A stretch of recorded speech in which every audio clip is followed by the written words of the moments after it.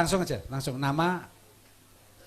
Assalamualaikum warahmatullahi wabarakatuh. Waalaikumsalam warahmatullahi wabarakatuh. Nama saya Muhammad Zaki Akbar Ibrahim Syaiful Mutakin Maulana Malik Ibrahim. Kurang dawa, dawan terus.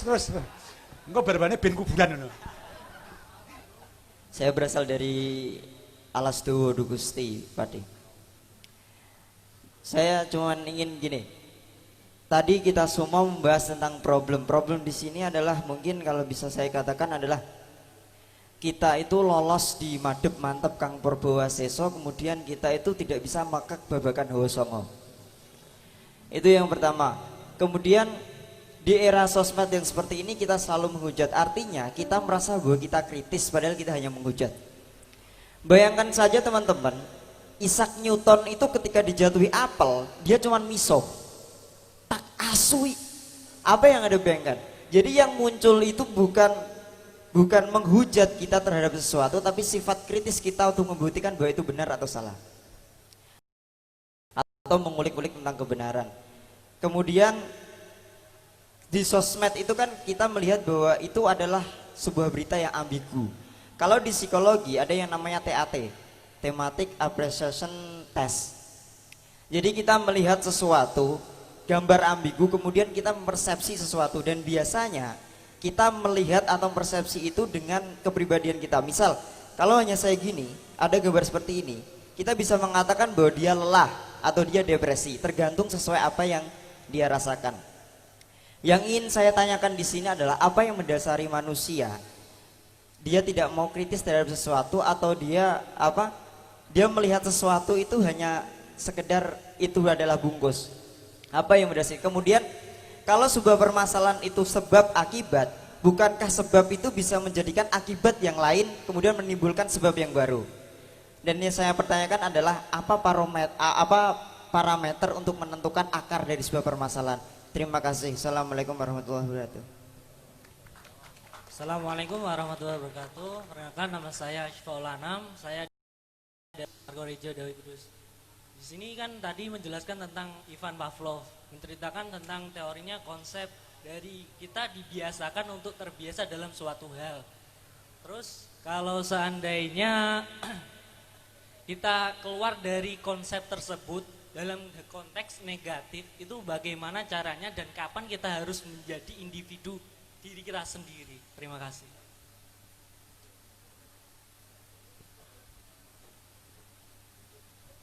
Assalamualaikum warahmatullahi wabarakatuh. Nama saya Muhammad Darus Zaitun Daiman. Saya berasal dari Dugusti. Yang ingin saya tanyakan sebenarnya mungkin menurut sebagian orang itu hal yang basi, karena ini, tapi menurut saya pribadi ini hal yang sangat mendalam. Soalnya ini mengenai tentang kesejatian. Saya berpikir dari apa yang saya lihat dari kecil tentang Tuhan. Misalnya orang tua saya mengajarkan Tuhan itu ojo ngene le, ojo ngene muda kowe engko dosa mlebu neraka. Terus saya sebagai manusia yang mendasar pasti berpikir, oh Tuhan ini pasti sangat mengerikan. Terus semakin saya dewasa, saya mondok di pesantren. Terus saya bertemu dengan para guru, diajari tentang pendidikan, tentang ilmu A, ilmu B. Terus kemudian saya berpikir bahwa oh, kita bisa mengenal Tuhan dengan cara melewati skema-skema ilmu, harus mengenal Tuhan lewat ilmu-ilmu. Terus kemudian saya beralih, saya sering datang ke Suluk Maleman mendengarkan Habib Anis di Studio Tejo. Saya semakin melihat Tuhan itu sebagai sosok yang romans. Oh, kita mengenal Tuhan melalui rasa.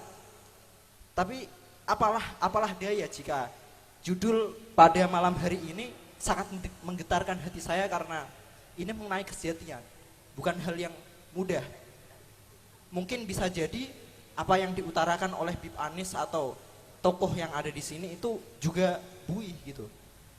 Juga termasuk artinya bukan sejati. Saya juga bingung, sejati itu apa sih? Melangkah untuk menuju sejati. Mungkin bagi sebagian orang itu, tapi menurut saya itu dalam, itu hati, butuh apa? Butuh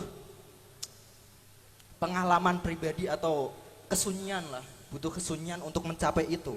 Dan itu tidak mungkin saya capai melalui media, melalui hal yang di luar saya. Gak mungkin saya bisa mencapai. Itu bisa jadi buih, itu bisa jadi kepalsuan, ketidaksejatian.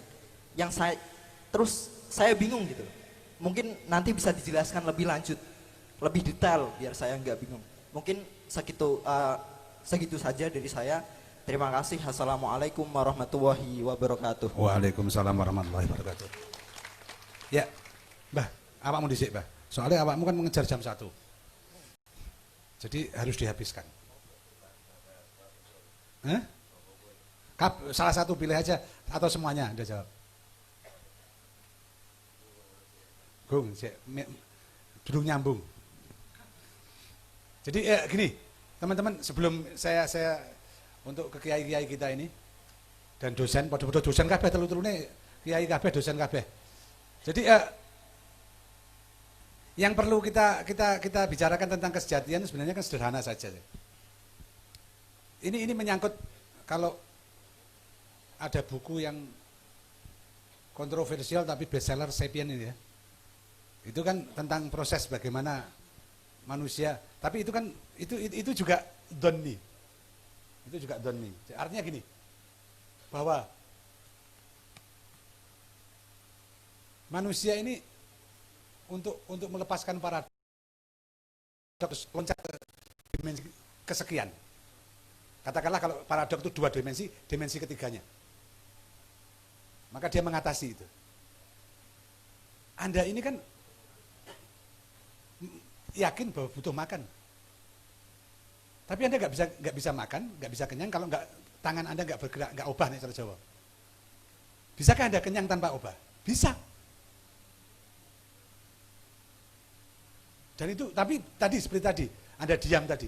Proses-proses bahwa manusia itu punya kemampuan-kemampuan lebih yang selama ini tertutup oleh pendidikan, oleh tadi kalau Anda sebut Tuhan itu maha menghukum, kadang-kadang Anda tertutup sehingga dimensi, kalau saya percaya begini, ada teori DNA itu on off itu, DNA itu beberapa kali saya dalam temuan tentang DNA tentang on off itu ya. Itu manusia itu ketika DNA-nya on-nya itu aneh. Hanya karena 2 sebab dia bisa on. Kalau bahasa agama jadi khauf wa roja, ketakutan yang amat sangat atau harapan yang amat sangat. Wong jatuh cinta itu harapannya amat sangat besar. Memang digudak polisi ketakutannya amat besar. Atau disihir. Gitu. Itu ketakutannya. 2 ini bisa membuat DNA-nya manusia melompat.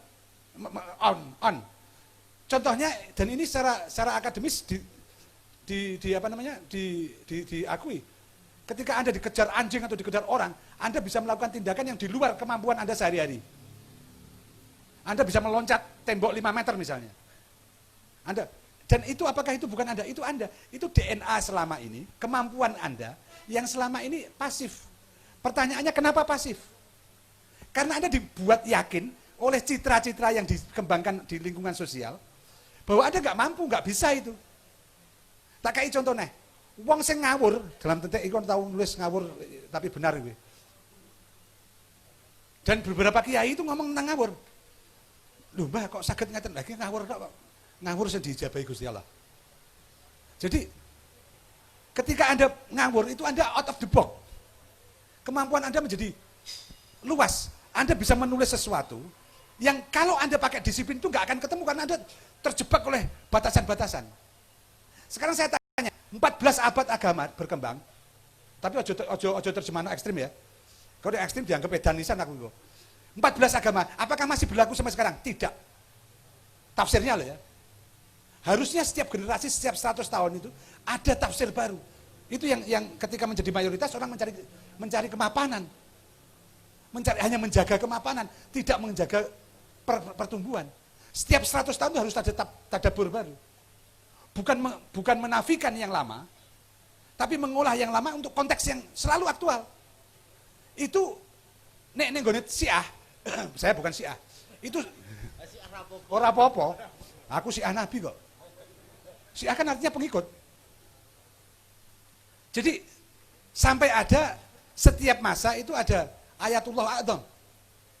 Ayatullah yang 5 orang atau 7 orang yang fatwanya boleh dipakai di masa itu. Tapi ketika dia sudah meninggal, tidak boleh dipakai lagi. Harus mengikuti yang baru.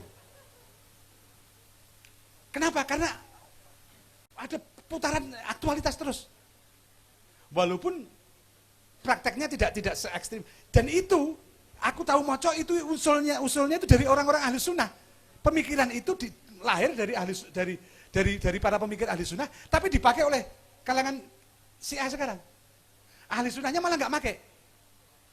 Artinya tidak sekeras itu sampai ada hierarkinya gitu. Ini kan karena orang butuh terus-menerus. Dan selama ini kan agama mampet. Satu, itu baru agama loh. Kemudian kita harus tafsirkan agama ini apa jajannya. Seluruh kehidupan ini agama, karena itu dalam semua tindakan itu ibadah. Selama kepentingan Anda tidak kepentingan individual gitu. Bisa ada kepentingan, nek wong Islam niatnya karena Allah dah. Tadi kan dipertanyakan niatnya karena Allah itu apa? Maka perluasan yang kita pakai, dan kita nggak bisa menilai apa yang dinilai oleh Allah. Nek dosen karo muridnya gampang bijine sebenarnya salah, gampang toh kita variabelnya. Nah ini variabelnya tadi disebut sedikit aja untuk ke pantai, itu variabelnya sudah begitu banyak. Nah kehidupan ini variabelnya hampir tidak terbatas. Bagaimana bahasa Anda bisa menilai orang lain? Lah wong awakmu dhewe ora iso mbok nilai kok. Siapa yang bisa menilai? Nek awake dhewe pasti subjektif, apik tok sing didelok. Eleke didelikno. Ya kayak sejarawan-sejarawan sekarang. Semua sejarawan itu kan yang baik untuk dia dipakai. Politisi juga begitu, yang baik untuk dia dipakai, sing elek tutupi rapat-rapat. Mendem jero nikul dhuwur. Jadi itu yang jadi inti. Artinya kemampuan kita merealisasi itu, kalau kita pakai dalam pengertian khasyah ya, khusyuk itu keterhubungan Anda bahwa ada yang maha. Sementara pengetahuan berhenti pada kemungkinan. Kebenaran berhenti pada kepastian. Semua pengetahuan itu hanya akan membawa Anda, kalau tidak ada cahaya di belakangnya, pada dua kemungkinan. Seperti Einstein dengan Hawking. Einstein melihat setelah mempelajari sejauh kemampuan dia tentang semesta, dia menyimpulkan tidak mungkin ada semesta ini tanpa ada pengaturnya, penciptanya. Sing didelok podo, Hawking mengatakan karena semua ini teratur, tidak perlu ada pencipta atau pengatur. Saya didelok podo, kesimpulannya beda loh. Nah, apakah kita akan adili itu? Itu urusan lain. Apakah dia kafir atau jadi mukmin? Itu kita tidak tahu. Yang kita tahu dalam ukuran bebrayan ini, piye kita bergembira dalam dunia ini, berbuat kebaikan, tidak menafikan orang lain, supaya kita selamat. Karena ini hanya proses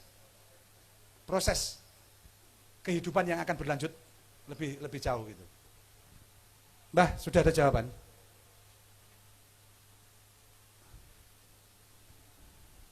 Aku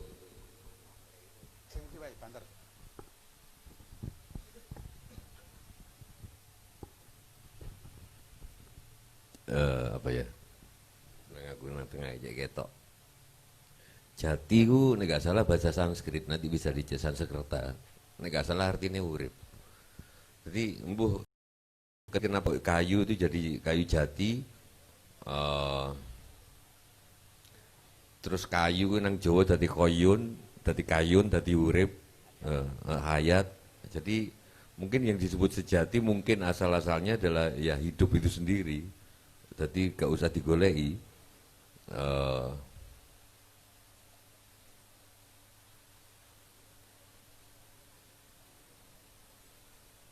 Karena Nek Kumbakarna itu kan adiknya Rahwana itu justru menemukan banyak hal setelah Deus gak goleki apa-apa. Ketika Deus goleki apa-apa, dia malah gak ketemu. Ketika dia gak mencari, malah ketemu. Aku tadi pagi golek pecel di Semarang, gak ketemu-ketemu.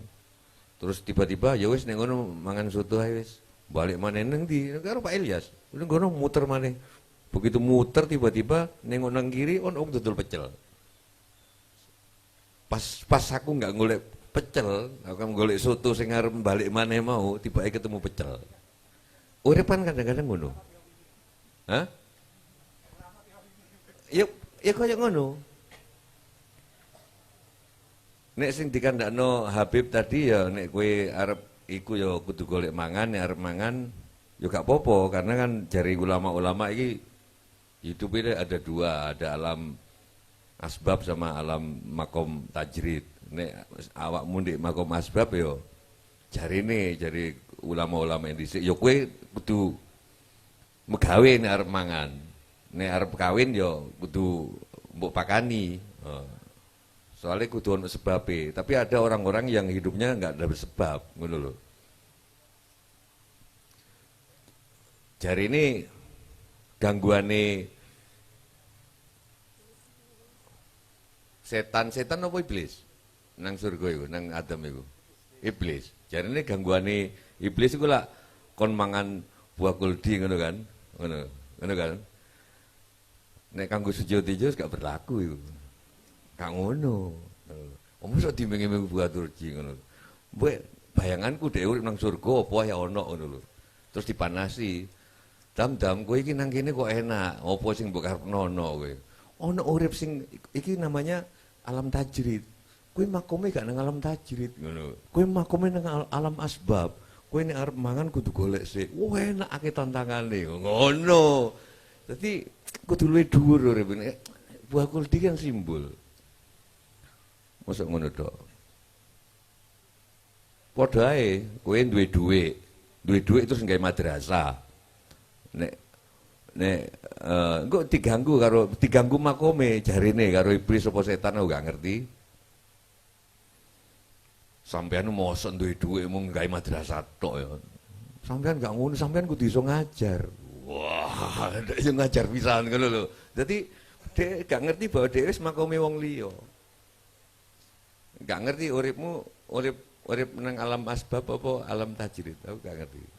Sing gak golek rokok tiba-tiba ono uripmu nang ndi lagi?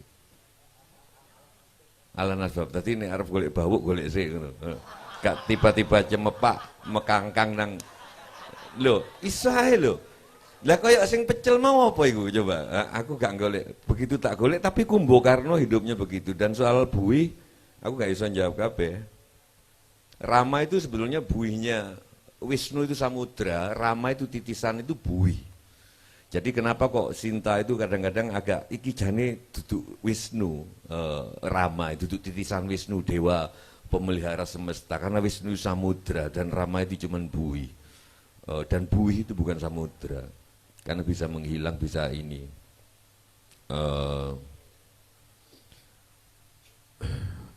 Nek kon kadang menghukum, kadang apa. Habib itu bener. Yut, Gusti Allah yang menghukum, Gusti Allah yang menyempitkan. Gusti Allah yo coba bacaan Asmaul Husna nek kon percaya. Aku yo rada percaya ngono lho. Ngono. Tapi kornya karena aku orang matematik tak delok kornya dari Asmaul Husna iki kan kabeh bertentangan. Ojo delok menghukumi tok. Semua itu dilakukan dalam Rahman Rahim menurutku, Rahman Rahim ini kornya. Jadi menyempitkan, meluaskan, memberi rezeki, mengancam, kabeh ku dalam rangka ini sing main piano nih, sing main keyboard ya. Bedane Kiai Kanjeng karo Gusuran iki nek lagi break ngono lho. Nek nang Kiai Kanjeng gak wani karo Cak Nun lho. Berarti Habib itu lebih demokratis ketimbang Cak Nun. Oh gak wani. Ya aminor. Delok yo kabeh iku bertentangan lho. Al-Qudusu Al-Maliku Ar-Rahman apa Al-Qudus itu kudus suci? Enggak, teledong itu kudus menurutku karena begitu diolah jadi pupuk. Pelacur menurutku kudus. Karena tanpa pelacur kita nggak dapat ayat kauniyah betapa pedihnya jadi pelacur, dia berjasa ke kita. Dhuwur ilmuku. Al-Qudusu meskipun santriku gak ribuan ya gitu loh. Santriku cuman loro, Gusmu sama Cak Nun gitu loh. Coba ya, nanti delokon ya, semua itu simpangan. Dadi sing mbok dihukum, itu kerapopo. Tapi jangan disimpangkan yang dia memberi rezeki, dia mengampuni. Loh. Tafsir lain dari Khuldi adalah dam kue makan ngono. Opo? Karena ada Asmaul Husna, ada Al-Ghafuru, ada Al-Ghafaru. Nek kon gak makan buah Khuldi, opo gunanya ono Al-Ghafaru? Maha pengampun. Ngono. Al-Quddusu Ar-Rahman Ar-Rahim Al-Azizu Al-Muhaiminu Al-Mu'minu Assalamu. Nanti tolong dikoreksi. Seingat saya, satu sifat dari nama yang diambil oleh setan atau iblis adalah Al-Aziz. Nanti kenapa enggak Al-Qaharu, kenapa enggak Adi? Al-Bari'u Al-Khaliqu Al-Mutakabbiru Al-Jabbaru Al-Qahharu memaksa, Al-Wahhabu memberi, Al-Ghaffaru Al-Musyawwiru. Al-Bari'u merancang kira-kira, engko dibenerno aku pengertianku. Nek Al-Was Al-Musyawwiru mewujudkan rancangan itu. Al-Qabidu Al-Alimu Al-Fattahu Ar-Razzaqu, ngasih rezeki ke siapapun. Al-Mu'izu Al-Bazidu Al-Hakamu Al-Bashiru As-Sami'u Al-Mudhillu, yang menyesatkan. Yang menyesatkan. Bener gak, Beb? Menyesatkan. Tapi dalam rangka Rahman Rahim. Kowe kalau pacaran ngono, pati ndi? Pati rono, keblasuk nang Jepara ngono. Guyu-guyu. Dalam rangka kasih sayang. Ngono. Al-Hal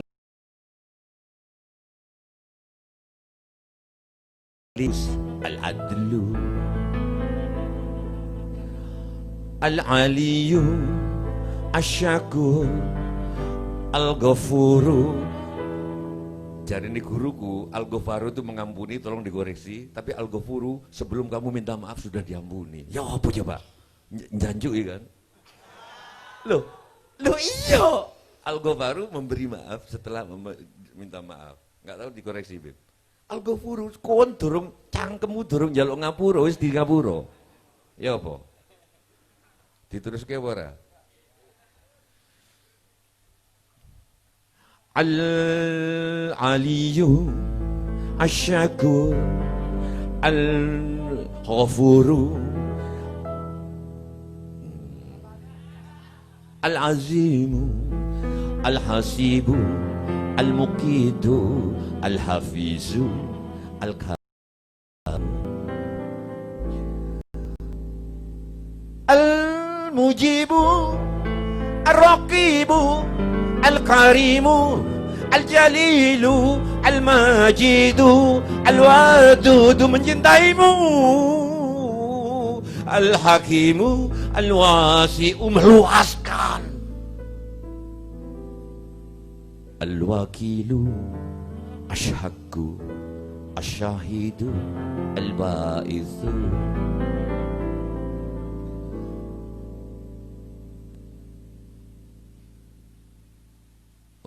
Apa jenenge Wanda itu apa? Wanda sing ayu iki. Siapa? Oh, Hamidah. Al-Hamidu, aku mesti kenal. Al-Hamidu. Iya, aku mesti kudu bagian niku agak keling Wanda Hamidah. Al-Hamidu. Lu tenan Mas, wallahi. Saya kan Al-Hamidu, Al-Waliyu, Al-Muqitu, Al-Matinu, Al-Qawiyyu. Al-Muhyi, Al-Mu'idu, Al-Mubdi'u, Al-Muhshi, Al-Wajidu, Al-Qayyumu, Al-Hayyu, Al-Mumitu. Terus ini ketua KPK bekas mencukupi. As-Somadu.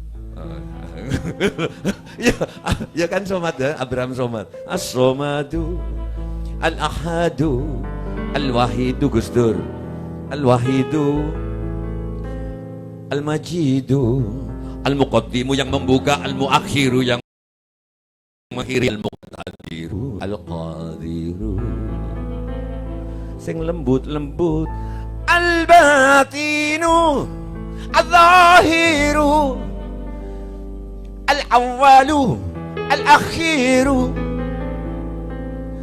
At-Tawwabu, Al-Barru, Al-Muta'ali, Al-Waliyu, Malikul Mulki, Ar-Ra'ufu, Al-Afu, Al-Muntaqimu,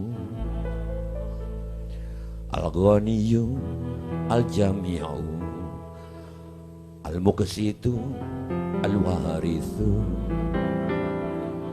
An-Nafi'u, Al-Dharru, Al-Mani'u, Al-Muhni, Al-Baqi, Al-Badi'u, An-Nuru, Asyaburu, sabar, Ar-Rasyidu, pintar, Dzul Jalali wal Ikram, yang terakhir ke 100, sebut namamu sendiri.